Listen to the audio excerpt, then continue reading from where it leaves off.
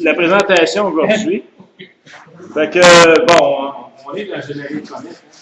On a eu Pelstar qui a fait des beaux petits spectacles. Après ça, télévision s'en vient. On devrait avoir une belle. En tout cas, on s'attend à un spectacle, mais on ne sait jamais à quel moment. Puis là, dans ma présentation, je vais vous expliquer différents volets. Premièrement, c'est quoi une comète? Après ça, comment les observer? Comment les photographier? C'est rien de technique en passant. C'est juste des informations. Vous allez voir des sites web, vous n'avez qu'à aller voir là, vous allez avoir toute l'information. Puis, vous allez voir que les comètes, c'est un monde fascinant. Extraordinaire. Ben, sans plus tarder, vu que je suis limité en temps, ben, je n'ai pas 2 heures, on va commencer. Fait que, savez-vous qu'il se découvre des centaines de comètes? Actuellement, on en chie au-dessus de centaines, mais par année, là, il s'en trouve des dizaines facilement. Dans les systèmes de surveillance du ciel qui cherchent des géocroiseurs, là, mais ils ont. C'est un groupe d'astronomes en Russie qui cherchaient des géocroiseurs qui ont trouvé, ils ont. Tu as Penstar, tu as Lune linéaire, ça y a plein d'observateurs professionnels qui font la recherche d'astéroïdes, géocroiseurs, mais qui trouvent des comètes. Fait que vous voyez ça dans les noms partout, là. Et évidemment, on n'en parle pas beaucoup parce qu'ils ne sont pas spectaculaires. Quand on parle d'une comète, les magnitudes 18, là, personne ne va se lever ici. Je vais l'observer demain matin. Donc, 18, c'est pas accessible facilement aux amateurs, sauf ceux qui sont astrophotographes. On cherche les belles comètes, en général. Ben, ceux qui sont équipés d'appareils photo, même des DSLR, comme plusieurs ont ici, cet appareil Canon puis Nikon, c'est incroyable ce qu'on va faire avec cet appareil-là. C'est pas croyable. OK? Les caméras CCD, accessibles maintenant aux amateurs, ça avec, ça a une puissance extraordinaire. Notre ami Yves ici, là, qui en fait, Louis, fait ça, Yves. Allez voir ces images sur le site web, vous allez être impressionné. Il fait ça dans la pollution lumineuse. OK, Jean Vallière, c'est quoi là. Bon, une comète, c'est imprévisible parce que personne ne peut prédire quelle est l'apparence de la comète va avoir. Disons, là, on a beau parler, là, va être la comète du siècle, on est aussi brillant que la Lune, elle peut être décevante. Comme elle peut être extraordinaire. On va voir à un moment donné si on a moyen de se détecter s'il y a des possibilités qu'on ait une belle comète. On peut avoir des antiqueux. On va voir c'est quoi un antiqueux. Fragmentation du noyau. Le noyau, là, le gros morceau du milieu, il se brise là, parce qu'il subit des forces. Là. Des fois, tu n'as plus une comète, tu en as 2. Okay? Évidemment, avec certaines techniques de traitement d'image, on peut détecter des choses dans une comète qu'on ne voit pas au télescope. Pareil comme des professionnels. On peut faire ça, nous autres, au niveau des amateurs. Puis, qu'est-ce qui est intéressant? Quand on fait des observations, qu'on a photographié une comète, ce qui est intéressant, c'est de savoir c'est quoi vous regardez. Si je vous montre une comète, là, dans un télescope, vous allez être déçus. Petite tache floue. Mais si je vous dis que là, vous voyez la chevelure qui a 300 000 km, puis cette comète-là, là, elle s'approche du Soleil, puis elle risque d'être un spectacle, puis je vous montre un peu ce qui risque de s'en venir, vous allez voir la comète de la même manière. Parce que comme regardez Jupiter, on explique la tache rouge, c'est un super ouragan qui est peut-être une fois et demie de la grosseur de la Terre. C'est plus pareil quand tu regardes la petite tache rouge. C'est pas juste une petite tache, parce que monsieur, tout le monde qui ne connaît pas grand-chose, il va regarder ça, il va dire, mais qu'est-ce qui est impressionnant, la vie des taches? Mais quand tu sais que c'est un super ouragan, c'est plus pareil. Moi, en tout cas, j'aime ça pousser la connaissance. J'aime ça savoir c'est quoi je regarde. Je regarde une galaxie, là. Comme je vois les détails que les gars d'Astro-CCD nous envoient, des galaxies nébuleuses, là, puis je regarde les petits détails qu'ils détectent avec les instruments, je trouve ça fascinant. Des fois, je vois sur Internet fouiller un peu plus. Bon, on va savoir c'est quoi une comète. Bon, tout le monde sait que c'est un corps céleste qui tourne en orbite là, dans le système solaire. C'est un des qui peuvent venir très loin, comme le nuage de Oort, là, on m'en parlait un petit peu tantôt. Ça a une orbite, donc ça se déplace. OK? Et lorsque ça vient proche du Soleil, mais c'est là qu'elle subit l'influence du Soleil, elle vient proche du Soleil, on s'approche de la boule de feu, fait que là, pression solaire, vent solaire, pression de radiation, pression de gravité, là, elle subit beaucoup de force. Là, il peut se passer beaucoup de choses. Donc, elle peut avoir un sursaut d'éclat, elle peut se briser, elle peut avoir des belles queues. Bon, il y a plein d'affaires qui peuvent arriver. Et c'est évidemment, il y a 2 choses aussi qui sont intéressantes, c'est que lorsque ça approche de la Terre aussi, une comète qui passe proche de la Terre, qui n'est pas loin du Soleil, elle peut devenir vraiment intéressante à observer, parce qu'elle est proche. De quoi c'est fait, ça, une comète? On regarde le noyau. Vous savez qu'un noyau, ça brille. Donc, les scientifiques prennent des spectres, ils analysent la lumière. À partir de là, on est capable de dire, c'est quoi c'est composé, cette lumière-là? 50% de glace, essentiellement de l'eau. Donc, une comète, c'est composé d'eau, en grosse partie. OK? Ça contient des molécules de base de la vie, du CO, tu vois, l'oxyde de carbone, du dioxyde de carbone, le CO2, du méthane, l'éthane, l'acétylène, puis la matière météorite, les roches, les choses, les métaux.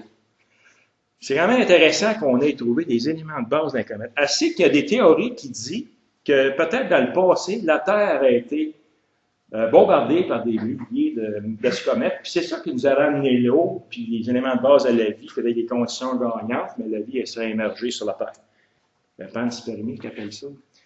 Et bon, quand ça s'approche du Soleil, cette boule de glace-là, quand elle s'approche, mettons une distance de 1 à 3 unités astronomiques, 3 unités astronomiques, c'est un petit peu plus loin, il y a notre masse, elle commence à subir l'action du Soleil, les rayonnements, et on commence à voir apparaître comme la chevelure, des fois les queues. Comme actuellement, ils ont à l'approche de la planète Mars, et on détecte une présence d'une belle queue présentement au télescope avec des photos.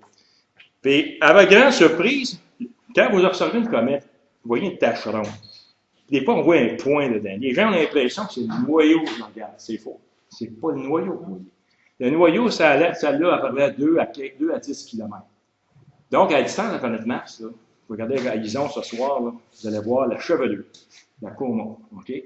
Ça peut avoir des distances assez impressionnantes. Vous allez voir ça dans les prochaines diapositives.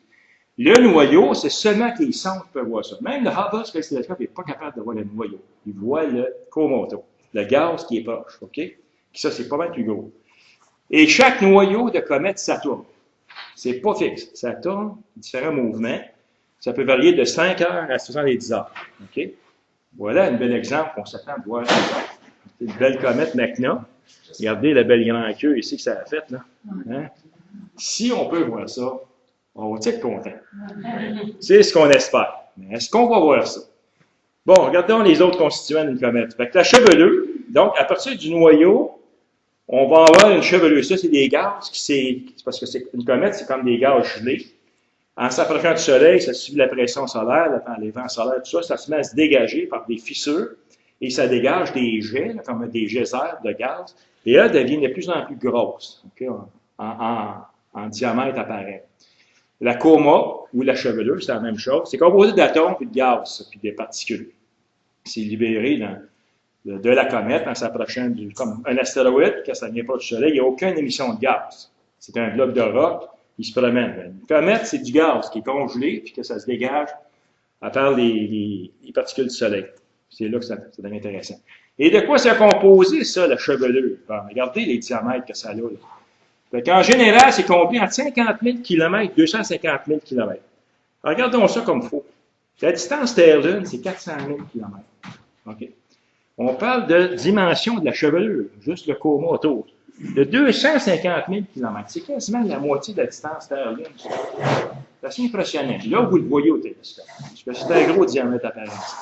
Et encore là, on a même détecté des diamètres de coma de l'ordre de 1 800 000 km. OK? Ça avec, ça commence à être gros, là, comme dimension. Puis c'est qu'encore là, les gaz qui s'échappent de la comète, mais ça ressemble pas mal à ce qu'on a dans le noyau. 80% ça contient de l'eau. Donc les gaz qu'on voit, la lumière émise par le coma, c'est de l'eau. 10% de monoxyde de carbone, 3% de CO2 des autos, du méthane 2%. Quand même des choses intéressantes qui se dégagent dans une comète. Et voilà les constituants d'une comète. Voilà une vraie photo. Il me semble une cacahuète. C'est la comète, je ne me souviens plus de laquelle, celle-là. Ben, voyez-vous les gaz qui s'éjettent, des espèces de petits filaments, ça c'est des gaz. Ça, c'est pris par une sonde. Et une comète, c'est ça, la référence que ça a. Ça peut avoir deux queues. C'est une queue rectiligne, on appelle ça la queue de plasma. On va en parler en détail tantôt. Le noyau que seulement quelques mètres à quelques kilomètres, pas plus que ça. C'est pas plus gros qu'un 10 km en général. OK? Mais on ne voit pas ça au télescope. Pensez pas que vous allez avoir un point brillant du flux autour, j'ai le noyau. C'est la chevelure que vous voyez ici. 100 000 km, qui est à peu près le tiers de la distance Terre-Lune. Et on a également ici une enveloppe d'hydrogène qui est encore là jusqu'à 10 millions de kilomètres. C'est à peu près 15 de la distance Terre-Soleil. Fait que la comète, c'est pas juste le noyau. Vous voyez, en réalité, tu as un nuage de gaz d'hydrogène autour qui suit ça. Là. Ça se déplace dans notre système solaire. Ça, c'est des techniques des radioastronomies. Voilà là, un exemple de la comète Hale-Bopp qu'on a passée en 1997. Voyez-vous ici, ça c'est la Coma, 100 millions de kilomètres, le nuage d'hydrogène. le noyau, il avait quelques kilomètres seulement, mais l'Acoma, 100 000 kilomètres. D'accord, la distance Terre-Lune. Tu as deux queues, la queue de poussière ici, qui est comme jaunâtre ici, et la queue bleutée ici, qui est rectiligne, qui est toujours à l'inverse du Soleil, comme un ongle. Et ça peut avoir des centaines de milliers de kilomètres, des millions de kilomètres dans l'espace. C'est intéressant. Fait que, quand on veut regarder une belle comète brillante, on risque d'avoir deux queues. La queue ionique, comme je vous dis, c'est fait de plasma. Ça, c'est des particules du vent solaire qui rencontrent qui font chauffer la chevelure de la comète, puis qu'eux autres, ils poussent en arrière de la comète, en rectiligne, en ligne droite, les particules. Puis la comète, elle suit une orbite. Puis quand elle tourne sur son orbite, vous voyez la queue de poussière qui suit l'orbite. Fait que des fois, vous voyez une comète avec une grande queue tout croche. Mais ça, c'est la queue de poussière qui suit l'orbite parce que la comète, elle tourne. Elle vient de passer le Soleil, puis elle s'en retourne sur son orbite. Et là, vous voyez une belle ligne qui est droite, puis une belle ligne qui est courbe. Fait que tu as la ligne qui est courbe, qui est la queue de poussière. Les particules, les perséides, sont formées par des particules d'une comète qui a passé dans le passé. Et ça, c'est fantastique à photographier. C'est déjà quelque chose. Et ça peut atteindre des dimensions énormes. 80 millions de kilomètres. C'est quasiment la moitié de la distance Terre-Soleil, ça. Les distances de ces queues-là, c'est fou, là. Comment c'est grand. Parce que quand ce qu'on voit sur photo, c'est pas tout ça, la queue. On voit ce qui est le plus brillant, mais ça va plus loin que ça, qu'on n'est pas capable de détecter, parce qu'on n'est pas assez sensible. Puis évidemment, la queue la plus large, c'est la queue de poussière, comme j'expliquais. Puis il y a une troisième enveloppe, que seulement qu'en radioastronomie, qu'on peut détecter, c'est la queue d'hydrogène. C'est une espèce de grande bulle autour d'hydrogène qui est énorme. Mais ça, on ne voit pas ça au télescope. Un antiqueux. Ben, on a déjà observé une comète, dont la plus récente, la comète Pan-STARRS, vous allez voir les photos, avec une queue en avant de la comète. Hein? Là, il y a des gens qui disaient, mais là, c'est probablement une injection de gaz qui fait que ça pousse en avant. Non, c'est pas ça. C'est un effet de perspective. OK? Vous allez voir sa prochaine image. Comment ça s'explique? Bon, vous savez, on a l'orbite de la Terre. Il faut voir ça comme un triangle, c'est quasiment à l'horizontale. Puis tu as une comète qui vient comme ça, ici. Lorsque la Terre est proche de l'orbite de la comète, voyez-vous, la comète, elle se déplace comme ça. Là. OK? Fait que son gaz, ici, ça, c'est sa queue ionique, elle est toujours à l'opposé. Ça, c'est la queue de poussière qui suit l'orbite. Comme la comète, elle s'en va de même, elle a la queue devant. OK? Parce qu'elle s'en retourne dans le système solaire. Et nous autres, on voit ça comme ça. Fait que si on regarde ici, là, la petite ligne qu'on voit ici, c'est l'antiqueux. En fait, c'est la queue normale, la queue d'Oersted, c'est la queue de poussière qui suit l'orbite, qui se trouve être en avant, parce que le Soleil, lui, il pousse la queue toujours en arrière. Mais vu que la comète, elle vient de passer le Soleil, elle s'en va de même, fait que la queue est toujours en avant.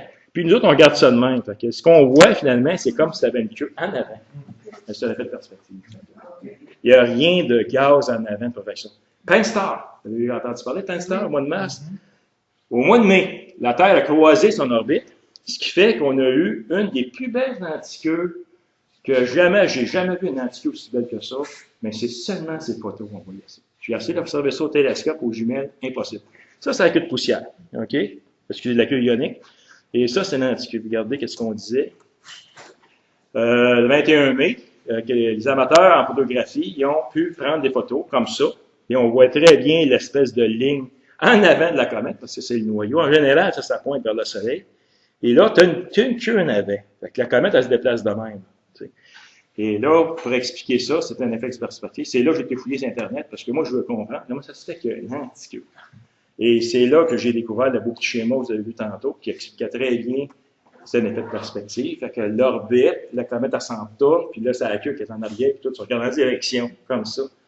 Puis là, tu as l'impression de la queue. Voyez-vous, ça, c'est un schéma sur une orbite. Fait que la Terre est ici. La comète, elle s'en va comme ça. Le Soleil est ici. Fait que le Soleil, il pousse la queue par comme ça, en fait, pour voir une troisième dimension dans ça. Là. Puis nous autres, on regarde dans cette direction, la comète s'en va. Fait que tu as l'impression que la queue, elle se déplace devant le noyau. C'est fou, hein? C'est le fun d'apprendre ça. C'est toutes des choses qu'on voit pas. Bon, les astrophotographes, ici, ceux qui font la photo, l'avantage par rapport à l'œil humain, considérez l'œil humain comme une vidéo. C'est 24 images secondes. Fait que tu ne peux jamais accumuler l'information sur la même photo. La photo conventionnelle qu'on fait, nous autres, c'est que tu vas exposer le temps de comète pendant 3 minutes, 5 minutes. Fait que toute la lumière est accumulée, fait que tu vois sortir les détails. Si je prends, par exemple, un exemple, 10 images de 5 minutes d'une comète, Puis je prends mes 10 images, j'en fais un petit film, puis mettons que avec mon logiciel, j'aligne toutes mes images sur le noyau de la comète. Puis je fais un film de ça. Fait que la comète est toujours à la même place ici. Les étoiles se déplacent, les autres, regardez, sa comète se déplace. Et là, je vois tous les gaz se déplacer tant que. Ce qu'on ne peut pas voir au télescope. De la photo peut nous montrer ça. Traitement d'image. Regardez bien les autres détails qu'on peut voir. Un noyau fragmenté. Le noyau s'est brisé, puis tu as comme deux petits points qui se déplacent. Si je prends une photo, celle-là n'est pas tellement évidente. Celle-là, voyez-vous ici, vous allez 3 temps. Vous allez voir, ça va bouger, ça. Ça, c'est la comète Watchman 3C. Elle avait 3 noyaux fracturés, plus la noyau principal de la comète. On les voyait même aux jumelles. Fait que vous voyez 3 petites taches floues dans le ciel. Puis si vous revenez 1 heure après, les petites taches floues, tu as déplacé. Mais en photo, moi, j'ai additionné les images, mais j'ai tout centré ça sur l'étoile. Fait que c'est la comète qui bouge quand je fais mon animation. Mais si je fais mon traitement d'image en additionnant mes images sur les noyaux de la comète, regardez, c'est toutes les petites comètes, ça. Mais ça vient d'une seule comète qui s'est brisée. Vous voyez, c'est celle-là ici. Ça, c'est la principale. Elle avait 3 autres morceaux à côté qui suivaient la comète, mais à différents endroits. Ça ne suit pas un arrêt de l'autre, mais celle-là était vraiment spéciale. Regardez bien celle-là. Si je regarde la photo ici, tu as un point qui peut être une étoile. Mais quand je fais l'animation, le petit point se déplace avec la comète. C'est un fragment, ça. C'est un morceau de la comète qui s'est détaché, mais qui suit la comète parce qu'elle est sur la même orbite. Et c'est ça la différence ici. C'est que là, mes images sont enregistrées sur les étoiles. Fait que les étoiles ne bougent pas, c'est la comète qui bouge. C'est ce qu'on voit normalement. Mais si je fais l'inverse, si j'additionne les images, mais tout concentré sur le noyau de la comète, c'est mes étoiles qui bougent ici. Et là, je vois tous les détails de la comète et donc mon fragment qui est ici. On voit très bien. En noir et blanc, c'est encore plus facile. Fait que voyez-vous, le fragment ici, on voit comme une petite queue. Parce qu'on a de la misère à voir en positif. Fait que c'est tous des traitements d'images qu'on peut faire, nous autres, les amateurs. Vous enseigné ça dans les livres. Et on a un autre exemple ici. Vous avez un noyau ici, vous avez un autre fragment ici. Un autre petit morceau. Mais ça, c'est seulement que l'animation qui peut vous la montrer facilement. Ici, Shoemaker Levy, vous en souvenez, la comète qui est tombée sur Jupiter. Ben, j'avais réussi à capturer quasiment 5-6 morceaux de ces 21 morceaux-là, avec ma CCD que m'on dispose. Et quand on fait l'animation, ben, moi, je pensais, dans ma tête à moi, c'était comme un train. La comète, elle se déplace, puis c'est un arrière de l'autre. Mais non, ça se déplace de côté. Ça m'a bien surpris. Puis si j'avais un télescope assez puissant pour prendre plusieurs images, les additionner, j'aurais toutes des petites comètes. Chaque petit point, il y aurait une petite queue. Dans le tir spatial, lui, quand on regardait les photos, c'est ça qu'ils ont fait, on voyait très, très bien. Regardez, on les voit plus ici. Là. On voit comme une petite queue à côté. Ça s'est écrasé sur Jupiter. Regardez bien cette photo-là. Voyez-vous ici, les petits filaments, les petits traits qu'on voit là? C'est l'animation qui nous permet de voir ça facilement. Ça, c'est le noyau, tu sais, pas le noyau, c'est la chevelure, la coma. C'est tellement brillant. Là. Mais en prenant des photos, là, puis vous faites de l'animation avec ça, vous voyez tous les détails des gaz. Ça, c'est mes photos à moi. Là. Ça, c'est une photo. Fait que là, ça ne bouge pas, mais moi, j'aime ça, voir ça bouger. Il suffit de prendre une série d'images, puis tu fais un petit film avec ça. Comète Pojmanski. Fait que c'est assez impressionnant, mais si on regarde l'animation, c'est ça que ça donne. Fait que j'ai une petite queue qui est ici, là, à côté, avec une queue qui est plus longue. Si je regarde celle-là ici, c'est de Vico. Celle-là, c'en était un autre qui était super belle. Regardez les gaz qui bougent. Là. Si j'avais pris plus d'images, au lieu d'en prendre, mettons, 10 images, j'en prends 30. Mais là, vous voyez encore bien plus des détails des gaz. Ça va s'éloigner, ça va bouger, ça va tourner. C'est fantastique à suivre, ça. Puis si je fais... Elle avait une queue assez longue, je n'avais pas assez de mon champ. Ma champ à CCD, c'est ça ici. J'ai pris 3 images, puis j'ai fait une mosaïque. Vous savez tout le restant de la queue. Puis ça va encore plus loin que ça. C'est vraiment le fun. Ça, c'est l'Ikea-son. Regardez celle-là, comme elle avait des stries. Malheureusement, je n'ai pas fait d'animation sur celle-là, mais c'est toutes des choses possibles. Bon, comment on les appelle les identifications des comètes? On avait anciennement un système dans les années 2000. On identifiait ça un peu comme ça, 116P Wildcat. Bon, ça, c'est l'ancien anciennement. Mais là, avec les systèmes de surveillance du ciel, on en découvre tellement de comètes qu'on manquait là, on a dit que le système est trop désuet, il faut trouver une autre manière de nommer les comètes. Fait que maintenant, ça commence avec l'année, comme 2012. La première comète qu'on découvre, c'est le A. Là, tu as la première quinzaine du mois. Fait que A1, A2, A3. Passé à la quinzaine, tu es rendu avec une autre série. Là, en tout cas. Puis le B, c'est la deuxième, puis le C, c'est la troisième. Quand tu as tout fait tes lettres d'alphabet, mais ça recommence avec A1, A2, A3. et ça ne finit plus. Là. Fait que ça, c'est la nouvelle méthode. Et évidemment, le P, quand on a un C de 295, C, c'est une comète qui ne reviendra plus jamais à nous visiter. Ouais. Et P, c'est une périodique. On met un P devant, c'est comme exemple la comète de Halley. La comète Ison, c'est 2011, elle ne reviendra plus nous voir. C'est la seule fois qu'on va en voir. Fait qu'il faut en profiter. Mais Denis, tu dis qu'elle ne reviendra plus nous voir parce que sa période est trop longue? Ou... C'est une comète dont l'orbite, elle est parabolique. Ah. Le parabolique, là, c'est comme évasé de même. Oui. Elle vient, elle passe devant le soleil, bye bye. Okay. Alors qu'une orbite elliptique, tout dépend de l'excentricité, elle va revenir dans le voir à différentes périodes. Comme Halley, c'est 76 ans, Encke, c'est 3 ans. Okay. Et on ajoute le nom du découvreur ou du co-découvreur. Par exemple, le C, 2002, X5, elle était pas mal plus loin dans la liste. Là. Kudo, Fujikama, c'est deux co-découvreurs. Des fois, on en a deux qui découvrent, on met deux noms. Bon, évidemment, une comète, c'est un être errant, comme une planète, comme un satellite. Ça subit une orbite. Donc, ça part du système solaire, ça se déplace. Les astronomes prennent des mesures astrométriques, on prend des photos, on mesure la position exacte de la comète, puis on décale les éléments orbitaux. Et c'est comme ça qu'on peut savoir quand est-ce qu'on va passer proche du Soleil, quelle distance on va passer du Soleil, les éléments orbitaux. C'est ça qu'on fait dans mon logiciel pour dire, mais à telle date, telle heure, moi, où ils ont, mais dans telle constellation. Puis là, tu prends le télescope, tu pointes dessus, tu vas te rendre avec les coordonnées qu'ils te donnent, tu dis go to, puis elle se place dessus. Mais tout ça, là, c'est déterminé à partir des éléments orbitaux ici d'une orbite. Une histoire courte, là. Vous avez le plan de l'orbite terrestre ici. Le plan de l'écliptique, ça, c'est lui, que la Terre tourne autour du Soleil. Prenez ça comme un plan, OK? Puis vous avez la comète, elle, qui, elle aussi, décrit une orbite, qui est pas mal excentrique, pas mal vous avez l'angle ici de l'orbite par rapport à l'angle de notre orbite à nous autres. Vous avez ici l'ellipse qu'elle forme. Le petit paramètre Q, on va en parler tantôt, c'est la distance le plus proche du Soleil. Ça, c'est intéressant. Puis vous avez l'instant T ici, c'est l'instant du passage au plus proche du Soleil. Ça, on va en parler ici. Les éléments orbitaux, quand vous analysez ça, ça parle. OK, on va en parler tantôt. Exemple. Les comètes, on regarde juste sur les orbites. Quand tantôt, je vous ai dit qu'une comète, ça donne une période, en tout cas sur les comètes périodiques, c'est les éléments orbitaux, tu as 6 paramètres. Tu as l'inclinaison, tu as la longitude du ascendant, tu as l'excentricité, tu as la distance au périhée, donc elles sont plus proches du Soleil. Bon. Évidemment, en analysant les orbites, les scientifiques, c'est autres, ils trouvent plein de choses avec ça. Si on a une orbite qui est inférieure à 200 ans, c'est une orbite, c'est une comète qui appartient à notre système solaire. OK? Si c'est plus que 200 ans, ça revient de l'image de Oort. Le nuage de l'extrémité de notre système solaire, qui sera 50 000 années-lumière. Pas lumière, une unité astronomique. Fait que c'est très loin de notre Soleil. Et c'est ça qu'on cherche à découvrir, d'où ce qui vient, ces comètes-là. Ils vont chercher où les éléments qu'elles contiennent. C'est toutes des recherches qu'ils font en étudiant les comètes, la lumière et tout ça. Et les périodes supérieures à 200 ans, ben c'est ça qu'on dit, ça viendrait du système solaire externe, c'est-à-dire soit le nuage de Oort, et on parle de nuage de Hills, c'est un petit peu plus proche. Et il se passerait dans ces nuages-là des perturbations qui fait qu'il y en a un qui se détache du groupe et qui finalement s'en vient nous visiter. Elle peut plus nous revoir. Si on prend l'excentricité, le paramètre E des orbites, c'est inférieur à 1, autrement dit, c'est entre 0 et 1, l'excentricité, on a une orbite elliptique. Donc, on va avoir une comète périodique. Si on a une orbite qui est égale 1, l'excentricité égale 1, parabolique. La comète Ison, elle a une orbite parabolique, vous allez voir, c'est 1. Son excentricité, c'est la manière qui est, son orbite est aplatie.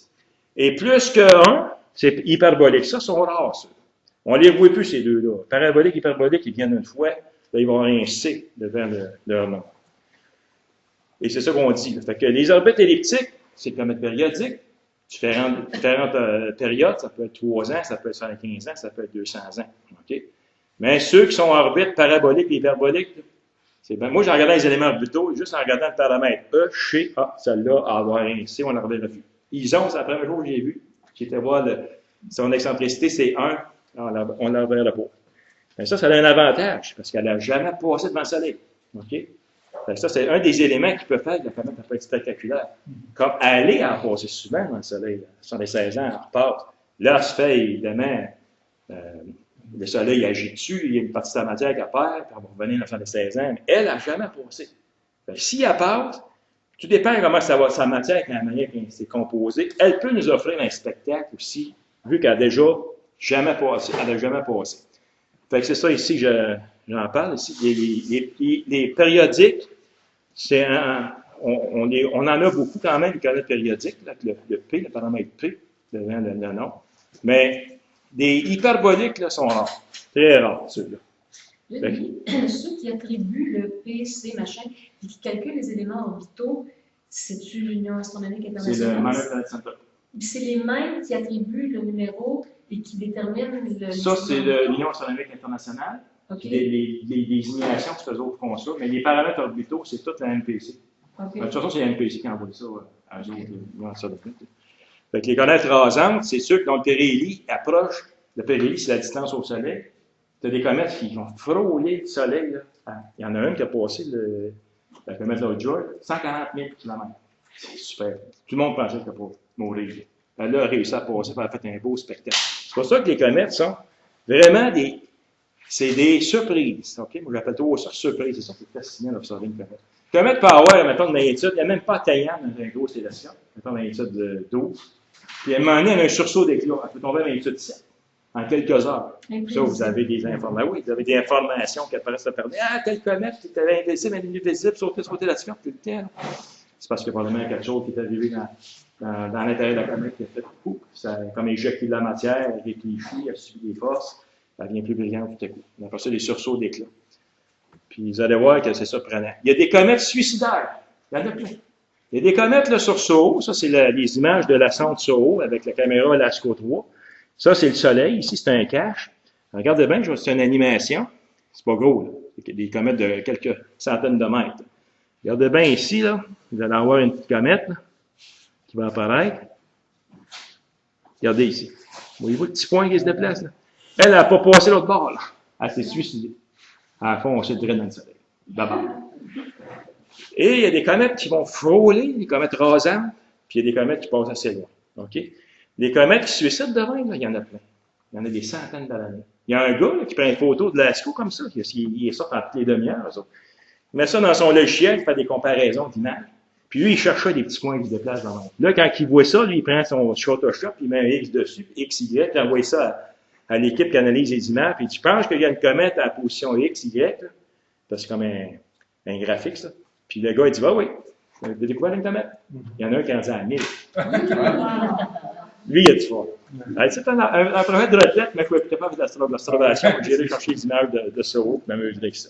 Ces comètes-là, les suicidaires, font partie du groupe de Creuse, qui seraient les fragments d'une comète qui serait brisée au 12e siècle.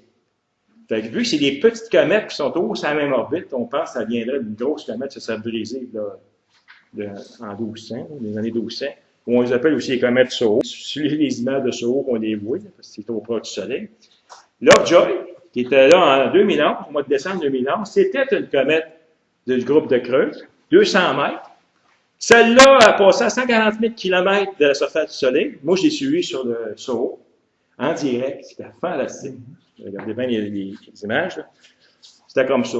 Fait que ici, à un moment donné, je voyais le gros point, là, quand il était ici, c'était son orbite. Ce gros point-là qui a une grande queue. Là, il passe en arrière du cache, on a hâte de voir s'il va arrêter au bord. Les comètes suicidaires, ils apparaissent là, mais ils n'apparaissent pas là. Tout le monde s'attendait à ce que c'est grave sur le Soleil. Et qu'est-ce qu'on voit-tu pas apparaître? La comète au bord. Il n'y a pas de queue. Parce que là, la queue était là. Elle était en direct en arrière. On ne la voyait pas. Et avec les photos qui apparaissaient, à un moment donné, je voyais quelque chose d'allongé, puis à un moment donné, coudonc, la barouette, la queue est là. J'étais sûr qu'elle s'était fait vaporiser. Et on voyait même un bout de queue de l'autre bord. Fait qu'elle, elle n'a perdu de la matière. Elle a passé à 140 000 au-dessus du Soleil, puis elle est partie. Puis la sonde SDO, ça c'est la sonde qui surveille le Soleil en permanence. Voilà la comète, le Soleil, la surface est juste ici. Allez voir l'animation sur YouTube de ça, c'est fantastique. C'est comme si ça avait tourné. Il y a toutes des forces magnétiques puis de vent solaire. Là. Le gaz ici, il est tout comme, c'est comme si vous soufflez dedans, là, puis ça bouge, là, comme une fumée de cigarette. Puis à un moment donné, on devait apparaître l'autre bord. Tout petit, c'est comme à 200 mètres. Et ça, là, à la grande surprise de tout le monde, ça a fait un super de beau spectacle aux astronomes de l'hémisphère sud. Ils voyaient une super de grande queue d'une vingtaine de degrés, ils ne voyaient même pas de coma. Rien que la queue. voyait rien, on ne voit pas de coma, c'était tout petit, 200 mètres. Puis ça fait un spectacle, tout le monde capotait là-bas, quand je regardais les images du Chili, puis de l'Australie, puis je ne suis même pas capable de regarder ça, ce maudit comète-là. Ça me fait, ça fait peut-être quoi, là. Et les planètes géantes ont énormément d'influence. On se souvient du cas de Shoemaker-Levy, comète qui a passé proche de Jupiter. Viens-t'en ici, toi. Alors, elle est capturée par Jupiter, puis là, la force qu'elle essaie de sauver, puis Jupiter tire dessus, elle s'est brisée en 21 morceaux, puis s'est écrasé sur Jupiter en juillet 1994. Et chaque morceau, le plus gros de 4 km, à une vitesse de 60 km/s, l'énergie que ça a dégagée quand ça s'est écrasé en haute atmosphère de Jupiter, c'est 25 000 fois la puissance nucléaire mondiale réunie. Les taches noires qu'on voyait sur Jupiter, c'est la grosseur de la Terre. Fait que, depuis ce temps-là, on les surveille, le ciel. Puis on a découvert un astéroïde qui est passé à 25 000 km, c'était Moitié-Villi. C'est plus proche, il est géostationnaire, c'est 36 000. Fait qu'il y a plusieurs de comètes qui ont été capturées par des grosses planètes qui tournent autour. Jupiter, le 110 comètes qui tournent autour. C'est comme le Soleil, hein? Mais Jupiter, il est en toi. Tu m'appartiens à cette grosse planète. Saturne, elle en a 6 qu'on a découvert. Uranus en a 3, puis Neptune en a 9. Fait que c'est toutes des comètes qui tournent autour de ces planètes-là. Ils ne tournent plus autour du Soleil, les autres. Ils vont être capturés. C'est un peu comme les satellites de Saturne et de Jupiter, quand vous regardez certains satellites, des astéroïdes. Capturés, qui tournent autour de Jupiter, qui ne sont pas comme les autres, comme Io et Europa, qui sont une forme ronde. Les autres, c'est des morceaux comme des pommes de terre, ils sont déformés, des cratères dessus. Mais ça, c'est pareil. Ça a des capturés, les comètes, ça les a gardés. Mais qui tournent dans le plan des lunes ou dans d'autres? Ils tournent en orbite autour de Jupiter. Oui, mais dans le même plan que non, les... dans le plan d'orbite qu'elle s'est formée. OK. Il y a des orbites différentes. Okay. Mais ils tournent autour de Jupiter. Ils s'éloignent plus de Jupiter. Okay. Et on n'est pas capable de les photographier. Ils sont trop petits, ils sont trop faibles, puis ils sont loin. C'est 5 fois la distance Terre-Soleil là-bas, fait que tu n'as pas beaucoup d'activité qui se fait là. D'autres éléments intéressants dans les éléments orbitaux, c'est la date du passage du périhélie. Quand vous regardez les éléments orbitaux, ils vous donnent toujours le paramètre T. C'est ça ici, le temps du passage au périhélie. C'est quelle journée et quelle heure qu'elle va passer au plus proche du Soleil. Et ça, c'est intéressant. On va le voir tantôt dans l'exemple. Fait que tout ça, ces éléments orbitaux-là, c'est fait par des astronomes qui prennent des photos avec des logiciels d'astrométrie, pointent dessus, ça donne une mesure, on envoie ça au Minor Planet Center, ils complètent tout ça de tous les astronomes amateurs et professionnels du monde. En gros, c'est parti, c'est les amateurs. Puis on forme une orbite avec ça, puis on la précise de plus en plus qu'on a d'observations, plus ça devient précise. Et là, on est capable de dire, on va passer à telle date proche du Soleil, à telle distance du Soleil, telle vitesse, puis c'est là qu'on s'envoie à la Terre à telle distance qu'elle est, tout ça. C'est les logiciels qui font ça. Fait que ça, c'est le site du JPL, Small Body Database Browser. Ça, c'est super bon. C'est ma référence. C'est pareil comme le Minor Planet Center, mais je trouve ça encore plus fun, celui-là. Il donne tous les paramètres orbitaux. Exemple, le paramètre, ça, c'est quoi? C'est Pan-STARRS, celle-là, le paramètre E. Ici, vous voyez le paramètre E, c'est l'excentricité, c'est 1. Donc, 1, on a dit une orbite parabolique. Regardez le C en avant. OK? Si ça avait été moins qu'un, mettons 0,8, c'est une elliptique, on avait un P ici. Okay. 2011, L4, parce qu'il y a 4 filets dans l'alphabet, L, ce qu'on est rendu, puis la quatrième dans ça. Et là, Pan-STARRS, ça, c'est des systèmes de surveillance du ciel. C'est envoyé, ça. Les autres font des recherches de géocroiseurs. Regardez ici le TP, là, le temps de passage au périhélie. Le plus proche qu'un nœud du Soleil, c'est le 10 mars 2013, à je ne sais pas quelle heure. Ben, c'est là qu'elle passait à 0,3 unités astronomiques du Soleil. En fait, c'est du centre du Soleil tout le temps. Fait qu'il y a plein d'informations dans les éléments orbitaux, juste en regardant ça, quand on sait un peu c'est quoi, qui peut être intéressant. Ici, c'est le nombre d'observations. Okay? Il y a eu 3022 observations qui se sont réparties sur 2 ans. Fait que tu as 3000 observations qui mesurent astrométriques qui ont permis de faire une orbite avec ça. Donc, pas mal précis. Si j'ai 25 observations, attendez-vous pas de la haute précision. On peut dire qu'un est là dans le ciel, mais en réalité, un est là. T'sais. À 3000, là, un là, tu checkes le radioscope, un là. C'est pour ça que c'est important, les astronomes amateurs, de prendre des mesures astrométriques. Fait que vous voyez, les orbites des planètes, c'est quasiment sur un plan, quasiment, mettons, parallèle à l'équateur du Soleil, mais une comète, ça a des orbites très inclinées, très ouvertes ou très fermées, tout dépend de la comète. Et évidemment, lorsque la comète s'approche du Soleil, c'est là qu'elle devient de plus en plus brillante, elle subit les forces du Soleil, tout ça, ça devient spectaculaire. Bon, on commence par où, là? Laquelle des centaines de comètes qu'on va observer? Laquelle qui est intéressante? En général, vous le savez. Hein, on sait tous qu'ISO devait être intéressant parce qu'on entend parler. Hein. Les astronomes, ben, j'ai regardé les éléments orbitaux, puis je pense qu'elle va être super belle. Fait que ça apparaît, ça, c'est Internet.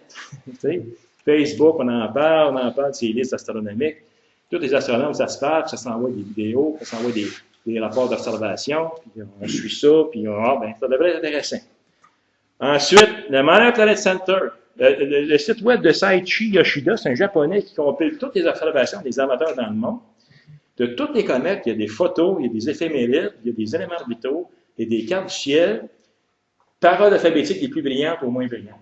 Déjà là, si je veux voir aujourd'hui les 4 planètes que je pourrais observer à soir, je vois sur son site à lui, puis je regarde si ces comètes les plus brillantes sont accessibles dans mon ciel, alors je vais pouvoir les observer. Et là, j'ai les éléments orbitaux, je peux aller chercher, je vais aller mettre ça dans mon logiciel, comme Chelix. Puis lui, il dit, je vais chercher le nombre de comètes, puis il va me dire à quelle heure, où est-ce qu'elle est dans le ciel, je pointe mon télescope dessus, puis il m'en met. Mais le Planet Center et le GPS Smart Body Database Browser, ceux-là, c'est extrêmement précis de données. Écoutez, il y a des géocroiseurs, qui est celui de 25 000 km, qui nous a frôlé au mois de février. Si vous prenez les éléments orbitaux d'un géocroiseur, quand même, vous rentrez ça dans votre logiciel de Sky ou Starry Night, même Chelix, vous allez tomber à côté. Parce que lui, là, il suit les perturbations de la Lune et de la Terre, et ça vient tout déformer la position réelle de l'objet. Eux autres, avec le super ordinateur, ils calculent tout ça. Fait que vous allez chercher les éphémérides, ces sites-là, mettez ça dans votre petit go-to, petite planète, là, rentrez les éphémérides, là, pointe le télescope dessus, puis elle va être là. Ça, c'est des références. Pour les comètes astéroïdes, c'est ces deux sites-là. Puis moi, je préfère celui-là, le Smart Body. Vraiment bien, eux autres. C'est accessible par Internet, puis vous avez des orbites, vous pouvez jouer avec ça un petit peu.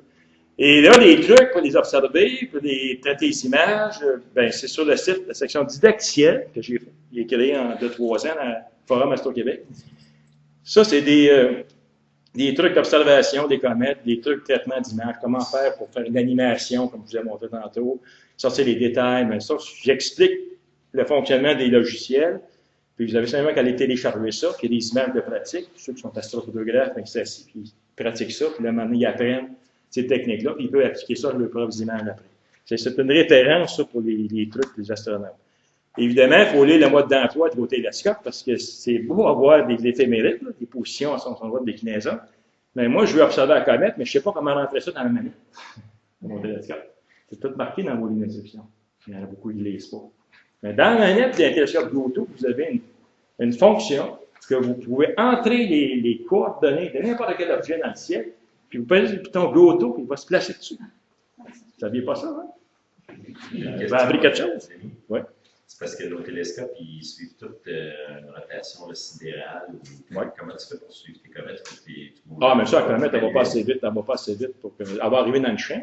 Ouais. Parce que dans le temps, c'est sûr qu'elle se déplace parmi les étoiles. Mais si tu dis, trouve-moi la comète Ison, il va placer ça dans le champ, où est-ce que se trouve Ison, mais ça prend quand même du temps à bouger dans le ciel. Plusieurs minutes. Oui, même plusieurs heures. Ah, OK. Tu sais, fait que tu n'as pas à t'inquiéter. Il va t'amener, si tu es parfaitement aligné, là, tout ça, il va t'amener. Sauf qu'il faut savoir comment la rentrer dans le logiciel.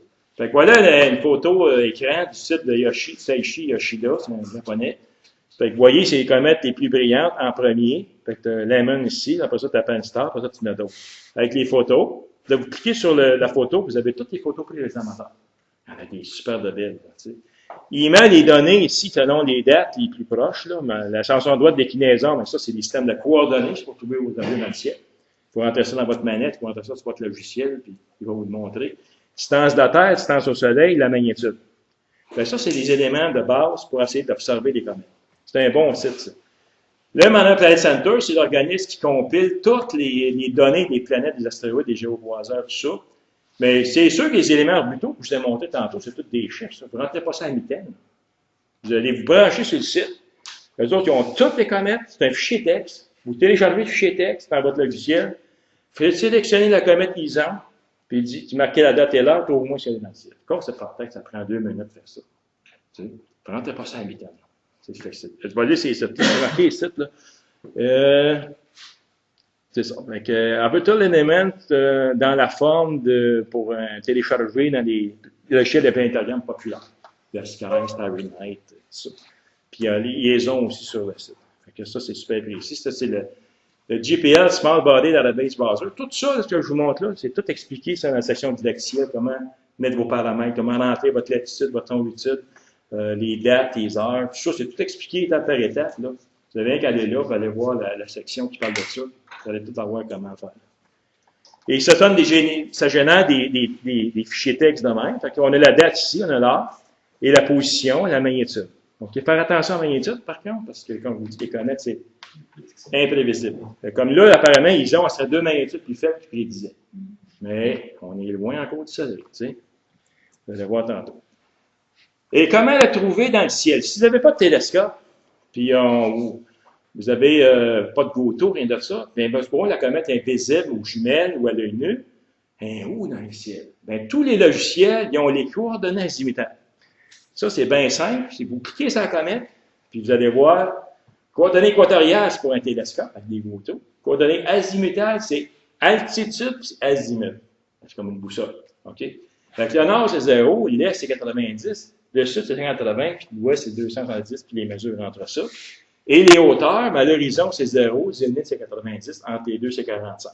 Fait que supposons qu'on vous dit qu'ils ont à 90 degrés d'azimut et à 45 degrés d'altitude. Vous regardez vers l'est, vous avez 45 degrés, vous prenez vos jumelles, vous fouillez dans ça. Puis c'est invisible facilement, vous la trouvez. Mais c'est un azimut local. Ce ne sera pas le même azimut de Montréal ou de Québec, par exemple. En général, si tu as rentré les données dans ton logiciel de ce côté, de ta position géographique, là, il va te donner l'altitude et la longitude chez nous. C'est ça. Okay? D'ailleurs, Chelix le fait. Okay? Chelix, ici, vous allez chercher les éléments orbitaux. D'ailleurs, allez voir dans les instructions comment les mettre à jour. Vous cliquez sur ISON, il vous l'affiche ici, il y a un petit point bleu. Vous cliquez sur le petit point bleu, il affiche les informations ici sur ISON, c'est 2012 S1 ISON. Puis vous avez ici les coordonnées équatoriales. Fait que ça, vous pouvez rentrer ça dans votre manette, OK, de votre GOTO. Puis si vous n'avez pas ça, vous avez une paire de jumelles, puis vous voulez l'observer, puis elle est assez brillante. Regardez, altitude et azimut. Fait que vous avez 24 degrés d'altitude, à peu près à cette hauteur-là, puis l'azimut 87, quasiment en l'est. Okay. Tout simplement. Fait que c'est super la forme pour ça. Est-ce que c'est à quelle heure? Oui, c'est ça, tu rentres l'heure ici, là. Tu rentres la date et l'heure, puis tu cliques sur ISON, puis tu regardes l'information qu'il te donne. Fait que tu regardes l'altitude puis l'azimut, tu dis, ben, je prends mes jumelles, je regarde là. Comme actuellement, l'ISON est proche de Mars, je vais vous la montrer tantôt. Chelix, qui est à 35$, qui est fait par Jean Vallière, que je vous recommande beaucoup, là, ben, il génère des superbes de bonnes cartes célestes avec les positions des comètes, pas juste la comète, mais des comètes. Et selon la date et l'heure, là, mettons ici, vous reconnaissez le lion, la tête du lion Régulus, l'étoile la plus brillante. Mais ici, là, autour, j'ai la misère à lire, là, mais je pense que autour du 14 d'octobre, elle va être très proche de l'étoile Régulus, à peut-être un demi-degré. Vous prenez votre jumelle Régulus, dans le ciel, c'est assez brillant, puis vous allez voir peut-être qu'ils ont avec ça. Fait que toutes les étoiles que vous voyez dans les cartes, là, en général, vous les voyez dans les jumelles. Ça fait des super de bonnes. Et ça, c'est le site web de Forum Astro-Québec, la section didacticielle. Ben, j'en ai un ici, là, didacticiel sur le pré-traitement d'images, didacticiel sur le traitement des comètes avec Maxime DL, c'est des logiciels, ça. Il y en a plein. Okay. Ça, c'est ceux qui sont assez avancés, évidemment. Bon, maintenant, moi, j'ai fait une compilation des éléments orbitaux toutes les comètes spectaculaires. Exemple, en 65, qui a vu la comète Ikeya Seki? Personne n'a vu ça, moi non plus. Je commençais à faire l'astro. Mais c'était la plus belle comète, ça, du 20e siècle. Ouais. Une des plus belles, en tout cas. Elle, là, elle est passée à 1,16 million de kilomètres du centre du Soleil, au mois d'octobre 1965, et la Terre était à 135 millions de kilomètres. Elle est devenue à magnitude moins 10. Moins 10, c'est tellement aussi brillant que la Lune, ça. Elle avait une queue dans le ciel de 45 degrés, et le noyau s'est brisé en deux parties. C'était la comète absorbée, c'est ça qu'ils voyaient le soir. Hey, si on a eu des ondes comme ça, là, on ne peut pas en manquer. Hein? Sortez vos photos, vos appareils photos. Fait que c'est ça, c'est une comète rasante, donc elle a frôlé le soleil, elle n'a pas tombé dessus, c'est découvert par deux Japonais, Ikeya et Seki, le 18 septembre 1965. Elle a passé au périhélie, à 450 000 km de la surface du soleil. Elle s'est brisée en deux morceaux, la magnitude est devenue à moins 10, elle était visiblement en plein jour. Je vais vous dire ça. Ah, il fait ça en plein jour, c'est le fun, ça. 45 degrés, c'était que dans le ciel. Et ça prend des grands champs là, dans vos caméras. Prenez des 50 mm. Là. Et c'était une des plus belles comètes. La comète Hyakutake, ça, vous l'avez sûrement vu. La comète Hyakutake, qu'est-ce qu'elle a fait quand elle était si brillante? Elle a passé très proche du Soleil le 1er mai, en 87, à 34 millions de kilomètres. Donc, quand ça passe proche du Soleil, ça a bien des chances qu'on voit un beau spectacle. OK? Mais tout dépend de l'orbite. L'avantage de Hyakutake, c'est que ici, que ce qui est ancien, c'est au nord de l'écliptique. OK? L'écliptique, c'est le plan de l'orbite terrestre. Ce qui est en bleu foncé, c'est en dessous. Elle était très haute, là, son orbite d'inclinaison, là, I, là, elle était à 125 degrés. Fait que l'inclinaison par rapport à l'orbite de la Terre, là, était haute, elle passait haute dans le ciel. Je l'ai vu dans la Grande Ourse. Et dans la Grande Ourse, ici, c'est le tas de polaire, c'est ici, là. OK? Regardez la queue, elle fait de 21 degrés dans le ciel. Elle était grosse. Puis en plus, elle passait très proche de la Terre. 15 millions de kilomètres. Elle a passé proche du Soleil, puis elle a passé proche de la Terre. Là, le 25 mars, c'était le spectacle. On ne pouvait pas manquer. Elle était incroyable dans le ciel. C'est une des plus belles que j'ai vues, ça. Regardez les photos que j'ai faites. Ça, c'est rien qu'avec un appareil photo ordinaire, là. Même, c'est un trépied, même pas guidé. Fait que ça, là, on peut faire ça avec les ondes qui s'en viennent. L'année après, 95, une autre comète spectaculaire, la comète Elba. Mais à la grande surprise, Elba, elle a passé très loin du Soleil, 136 millions de kilomètres. C'est quasiment une unité astronomique. D'autres, la distance Terre-Soleil, c'est 150 millions de kilomètres. Elle, 136 millions. Très loin. Puis elle a passé très loin de la Terre en plus. 194 millions de kilomètres. C'est loin de la Terre, si on est loin du 15 millions de Hyakutake. Mais comment ça se fait qu'elle est aussi brillante que ça? Regardez son orbite. Elle était très haute dans le ciel. Son orbite d'inclinaison, 90 degrés. Elle était haute dans le ciel. Puis en plus, là, ce qu'elle a passé au plus proche du Soleil, ici, le 1er avril, le 23 avril, c'était le plus proche. La Terre était la plus proche de la comète. Donc, c'était quasiment en même temps. C'était à peu près une semaine avant qu'elle passe au PDI. Donc, elle était très proche du Soleil, là, même si elle était loin en distance. Puis la Terre était proche. Puis elle était haute dans le ciel. Fait qu'on avait des éléments gagnants pour nous autres pour voir un spectacle. Seulement une magnitude 2.5. On est loin du point 10. Là. OK? Et c'est ça que ça donnait comme image. Voyez-vous la queue ionique? Tout bleu, la queue ionique. OK? Puis la queue de poussière est un peu comme jaunâtre. Elle est pas mal plus large. Ça devient super beau, la queue de poussière. Mais tellement belle, cette comète, on ne peut pas la manquer. La comète Lovejoy. Elle a toute... regardez comme c'est surprenant, les comètes. Tout le monde, elle va s'écraser sur le Soleil, c'est ça. 140 000 km de la surface. Elle ne peut pas faire ça. 200 mètres en plus de diamètre, c'est pas gros, ça. Elle a passé 820 000 km, là, c'est par rapport au centre du Soleil, mais à la surface, c'est 140 000. Le 16 décembre, je me souviens très bien, j'ai suivi ça sur Soho, parce que c'était au proche du Soleil. À la grande surprise, les astronomes ont passé l'autre bord, puis regardez son orbite, c'est dans le bleu foncé, c'est dans le sud. Fait qu'elle a passé proche du Soleil à 140 000, elle est retournée dans le sud. Qui est des chanceux qui regardent ça? C'est pas nous autres. C'est eux autres. Fait que les gens en Australie et au Chili, regardez la belle comète qu'on a, nous autres. Puis nous autres, on regardait les photos, puis on fait, ah, maudit belle. On n'a même pas la chance d'avoir. Puis les astronomes au télescope, on voyait même pas. On voyait rien qu'une queue. La photo. Et c'était une comète de surprise, celle-là. Et Lovejoy, c'est ça. Fait que c'était ça qu'ils voyaient. La pollution lumineuse, regardez, on la voit.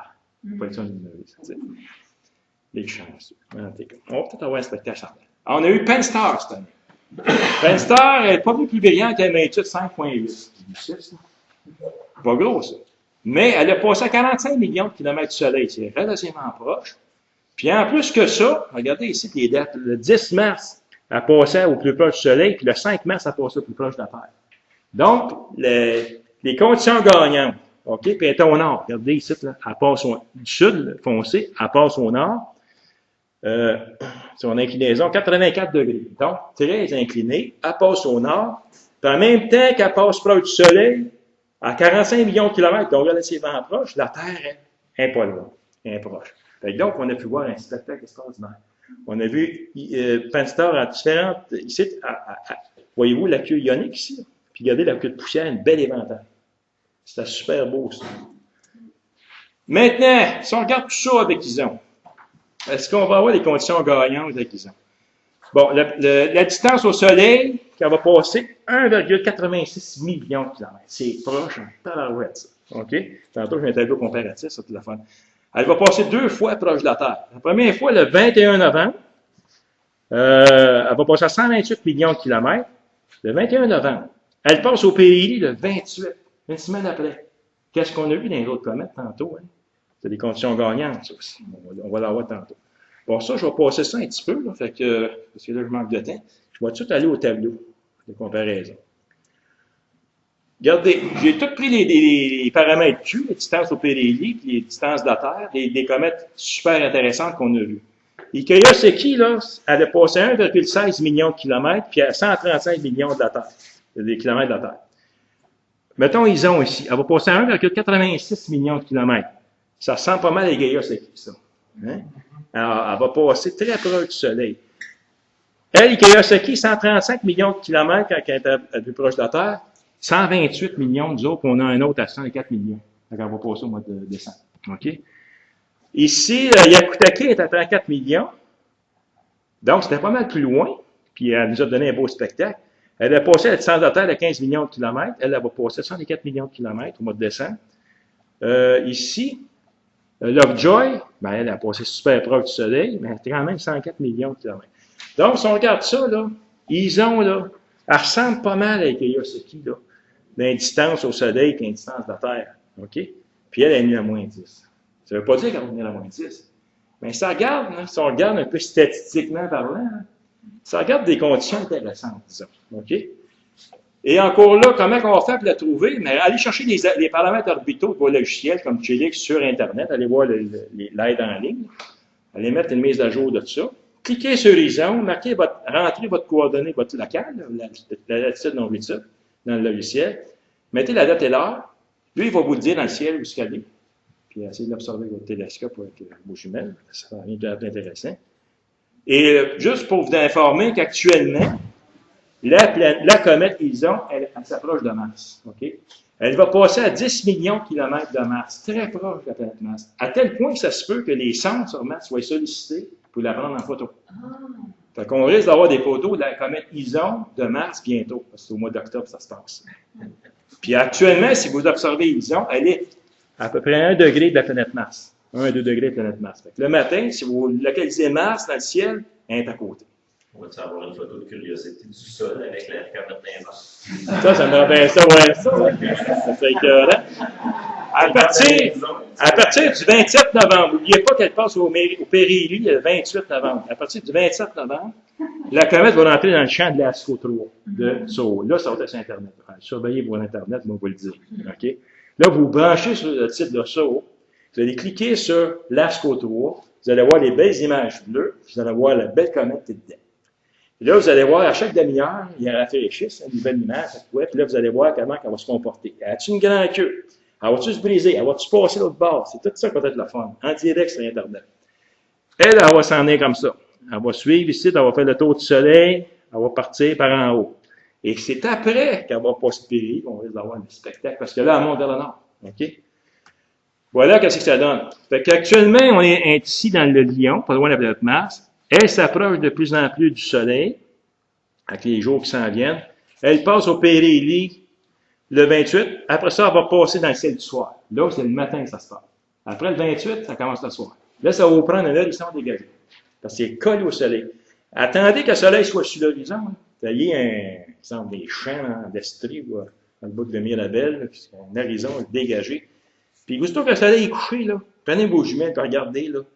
Elle peut être à côté, puis vous pouvez voir comme une Kiyosaki, l'espèce de grand tube, tout ça. Elle va passer extrêmement proche du soleil. À peu près 2 km.